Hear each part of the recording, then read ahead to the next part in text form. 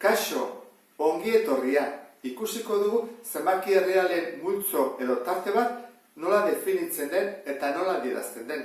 Pentsa dezagun, esaten digutela, isa zenbaki erreal bat dela eta bere ezaugarria dela -4 baina handiagoa edo berdina, baina 5 baino txikiagoa.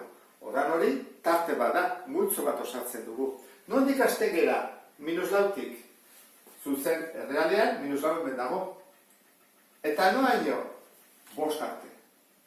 Hau da tartea. Hau da zenbaki errealen multzoa. Zenbat zenbaki daude infinitu, ezta? Hori badakigu. Orduan jarriko genuke -4tik ostera. Diferentzi bat dago. Badakigu nondik hasten den -4tik. Zergatik? Zer da -4 baina handiagoa edo berdina. Horra -4 sartzen da. Baina 5 ez da sartzen. Zer da 5 baino txikiagoa. Horrek esan nahi du jarri beharko dukela zenbaki bat 5 baino txikiagoa den lehenengoa. Zein da zenbaki hori? Ikusi dugu zenbaki errealetan ezin dugula esan zein den zenbaki baten aurrekoa. Bete aurkitu dezakegulako bat gertuago dagona. Orduan, hemen arazo handi batekin topatzen gea. Zehazten geranean tartea definitzen, adibidez esaten -4tik 5era, 5 ez da sartzen eta -4, bai, hori matematikoki nola adierazten dugu? Erabili da sistema hau. Jartzen badugu horrela, parentesian, kontzeptu bat bezala, horrek esan nahi du sartzen dela. Mutur hori barruan dago. Eta ez bada sartzen, kentzen dugu hori, eta jartzen dugu alako borobitxo bat, esan ez 5 ez dela sartzen. Eta hemen nola jarriko dugu ez dela sartzen? Parentesi batekin. Honek esan nahi du, mutur hau sartzen da, eta mutur hau ez da sartzen. Honi deituko diogu tarte erdi irekia. Zergatik?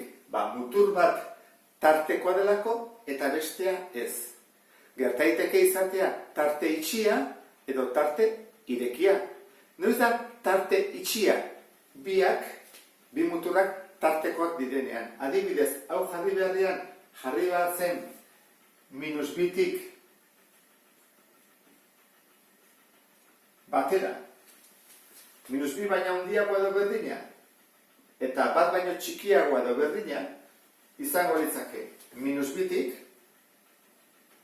batera, tartea hau izango litzake, eta biak sartzen dira. Orduan jarri beharko genuke era hontara. -2tik batera, itxita biak. Eta gertaiteke irekita egotea.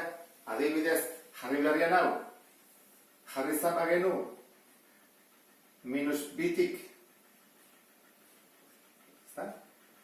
6, ezta?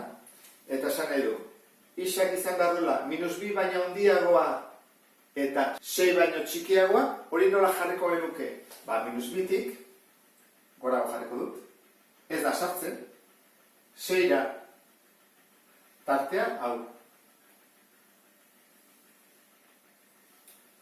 Eta parentesekin jarriko genuke horrela, -2tik 6, biak parentesekin. Ez delako sartzen. Ez mutur bat, eta ez beste muturra. Zenbakien beste multzo batzuk definitzerakoan, behar bada ez digute ematen bi muturrak, mutur bat bakarra, adibidez era hontara. Esaten bat digute, isa errekoa dela, eta isa dela 6 baino txikiagoa edo berdina. Mutura bakarra man digute. Horri deitzen zaio zuzen erdia. Ez da tarte bat. Hemen hasten da, eta nun bukatuko da infinituan edo minus infinituan. Lehenengo pausua 6ra joatea da, muturrera. Hemen dago. Galdera da, sartzen da edo ez da sartzen? Bai, zer da, 6 baino txikiagoa edo berdina. Orduan, hemendik hasten da. Eta izan behar du, txikiagoa. Orduan, hasten hemendik, jarraitzen du, honenak. Eta noaino, infinito arte, ez da? Minus infinito, ez plus. Horra jarriko genuke horrela. Minus infinitotik, minus infinito, badakizu ez dela sartzen, hori dudari gabe. Eta noraino 6 arte, eta 6 bai, zuzen erdikoa da. Hori deituko diogu zuzen erdi itxia. Gerta daiteke izatea baita ere irekia. Noiz izaten da hori? Adibidez, horrela eman beharrian, esaten badigute hau. Isa errekoa da, isa minus bi baino handiagoa. Orduan, joango gera, minus bira, muturra delako hemen dugu, ezta? Hada minus bi. Eta handiago izan behar du, horren hau dena agian. Hortikan, jarraitzen du eta jarraitzen du eta jarraitzen du. Minus bi, zuzen erdikoa da, ez. Delako, derrigorrez, handiagoa. Orduan, jarriko dugu horrela.